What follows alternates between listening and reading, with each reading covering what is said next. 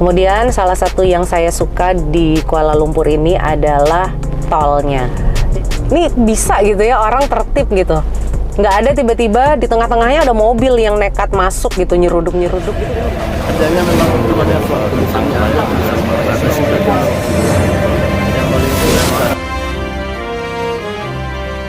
Assalamualaikum warahmatullahi wabarakatuh. Berjumpa kembali dengan Romlia Pratama. Teman-teman sahabatku, gimana kabar kalian? Mudah-mudahan kalian semuanya baik-baik saja beserta keluarganya di sana. Teman-teman sahabatku semuanya yang baru jumpa di channel ini atau baru gabung di channel ini, silahkan di subscribe dulu guys. Yang belum subscribe silahkan di subscribe dulu guys, agar kalian tidak ketinggalan video-video selanjutnya. Teman-teman sahabatku semuanya, terima kasih yang udah support, terima kasih yang udah like, komen, atau subscribe. Mudah-mudahan kalian semuanya diberikan kesehatan oleh Allah Subhanahu wa taala, dimudahkan segala urusannya. Amin ya rabbal alamin. Teman-teman sahabatku semuanya, kalau kemarin kita bukan ngebahas ya, tapi itu adalah cerita tentang pekerjaan kita sehari-hari di tempat kerja, dan itu adalah real, memang setiap harinya tuh kita seperti itu. Jadi buat kalian yang belum nonton video yang kemarin saya upload, silahkan ditonton dulu guys.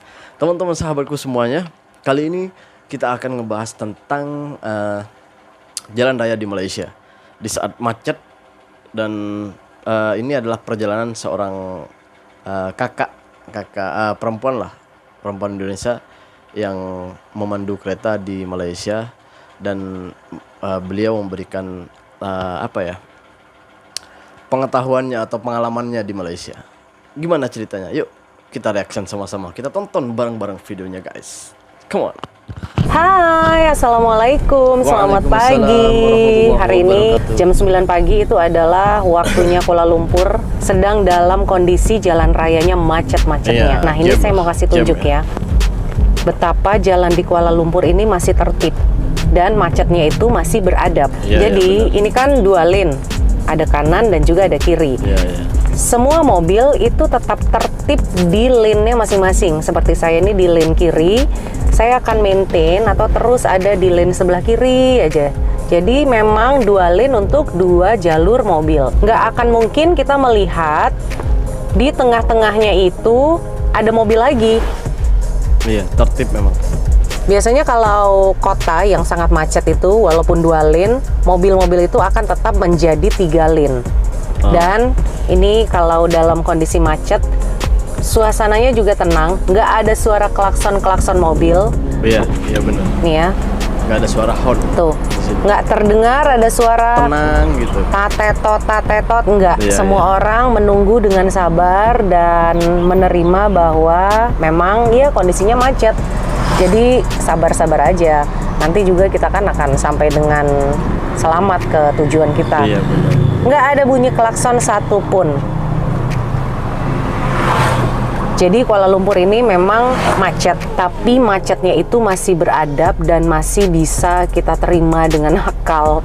Dan salah satu hal yang saya sukai di Kuala Lumpur ini adalah jalan rayanya. Jalan rayanya mulus, kemudian juga jalan rayanya itu nggak ada lubang-lubangnya. Kemudian kalaupun nggak ada lampu jalan gitu ya, kalau kita ada di suatu daerah, kita nggak akan takut tiba-tiba mobil kita kebejrok gitu. Kebejrok itu apa ya? Tiba-tiba kita kebejrok itu apa sih? Tiba-tiba kita kaget gitu kalau ada lubang di tengah jalan gitu. Ini enggak, kita ya santai aja. Nggak akan kita menemukan tiba-tiba ada lubang besar yang membuat mobil kita itu jadinya kejaduk. Kejaduk itu apa sih kejaduk? Bahasa Indonesianya apa ya? Bingung juga ya. Nah ini sekarang ada di Jalan Tun Razak. Jalan Tun Razak ini memang merupakan salah satu jalan yang akan sangat macet ketika pagi hari atau sore hari. Seperti saat ini nih, pagi hari ketika orang-orang berangkat kerja, kalau sore ya ketika orang pulang kerja atau after office hour. Tuh, jalannya lurus ya. Kalau memang di kanan, di tengah lane-nya di tengah, kemudian di sebelah kiri, maintain di kiri gitu. Ini bisa gitu ya, orang tertib gitu. Nggak ada tiba-tiba di tengah-tengahnya ada mobil yang nekat masuk gitu, nyeruduk-nyeruduk gitu, enggak. Iya benar. Kemudian salah satu yang saya suka di Kuala Lumpur ini adalah tolnya. Jadi misalnya kita akan ke suatu kota, ke kota lain, jalan tolnya itu akan terus terhubung gitu. Kita nggak akan mungkin tiba-tiba putus di tengah jalan nggak ada tol. Jadi memang benar-benar kita bisa memprediksi jam berapa kita sampai ke tempat tujuan. Kalau saya biasanya itu pakai perkiraan setiap 100 km. Setiap 100 km itu akan saya tempuh dalam waktu 1 jam. Biasanya kecepatannya antara 100 sampai 120. Gitu kita bisa memprediksi kalau jaraknya yang akan kita tempuh 300 km gitu ya. Ya perkiraan 3 jam sampai 3 jam setengah dicampur dengan berhenti-berhenti di RNR. Nah, satu lagi RNR. RNR itu singkatan dari apa ya? Kok tiba-tiba lupa? Rest area gitu. Iya, rest Tapi area. ada lagi singkatan bahasa Melayu Malaysianya, Iya, tempat rawat, pemberhentian bukan, di rawat dan tol rehat, lah gitu. rehat dan rawat, antara itu deh.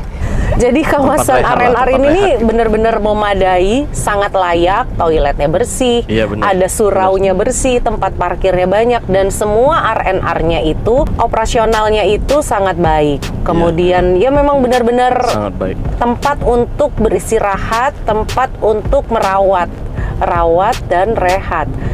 Rehat oke, rawat mungkin kita ke toilet, terus kita mau ganti ya isi bensin, isi kartu tol. Tapi sekarang Iya, kan kartu untuk tol udah mengecek nggak pakai kartu kendaraan lagi gitu. nih. Seperti saya sekarang saya pakai RFID. Tapi salah satunya yang bikin suka kesel tuh lorong atau counter untuk RFID di setiap pintu tol itu kadang cuma satu. Jadi semua orang kan sekarang sudah pakai RFID nih. Iya, Jadi antriannya itu panjang banget bagian RFID. iya. Bagian Smartech itu malah kosong. Jadi kadang-kadang aduh kenapa nggak pakai dua-duanya ya, Smartech dan RFID, tapi ribet banget nih harus top up atau isi ulang dua-dua kartu ini. Kemudian hal lainnya yang saya suka adalah harga tol. Jadi harga tolnya itu nggak mahal. Seperti dari Kuala Lumpur kita ke Putrajaya gitu ya, itu tolnya sekitar Rp3 atau Iya, murah. Rp10.000 aja.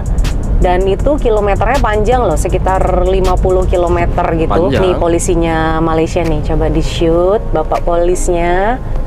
Nah, polisnya di sini memakai baju seragam warna Ya, putih. polis trafik ini. Kemudian celananya warna hitam. Polis trafik. Nah, ini sekitar berapa menit? 5 menit ya. Macetnya sudah terurai. Macetnya sudah terurai dan sekarang ada di Jalan Tun Razak. Ini sudah nggak macet banget. Padahal dari arah luar kota tadi untuk masuk ke jalan utama ini, tadi kan macet banget ya. Cuman setelah kita lihat ada beberapa polisi yang berjaga. Jadi macetnya di Kuala Lumpur ini tidak terlalu membuat kita stres. Iya, benar. Macetnya itu masih bisa ditolerir dan macetnya masih bisa dimaklumi. Oke guys, itu tadi adalah pengalaman dan cerita pengalaman kakak pengemudi kereta ini. Mudah-mudahan itu menambah wawasan kita untuk mengubah keseharian kita di negara kita gitu. Teman-teman sahabatku semuanya, jangan malu untuk mencontoh siapapun, walaupun yang mau kita contoh ialah orang yang sangat kita benci. Tapi kalau dia baik, dia mencontohkan yang baik, ya kita harus tiru. Kita kalau kita benci dengan seseorang, jangan benci semuanya, tapi apa yang baik.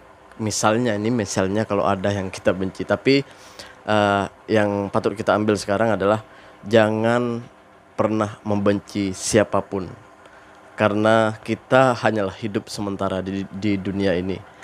Bisa jadi orang yang kita benci kelak yang akan menolong kita. Bahkan kadang orang yang kita sayang belum tentu dia kelak akan saat kita susah dia akan menolong kita. Bisa jadi orang yang kita benci dia yang akan menolong kita. Ingat teman-teman, roda itu berputar seperti kehidupan kita. Kadang di atas, kadang di bawah. Kalau kita sekarang masih di atas, hati-hati, Anda akan ada di bawah. Dan buat kalian yang ada di bawah, jangan takut, karena kalian pasti akan berada di atas. Ingat, tawakal, jangan lupa sholawat. Assalamualaikum warahmatullahi wabarakatuh.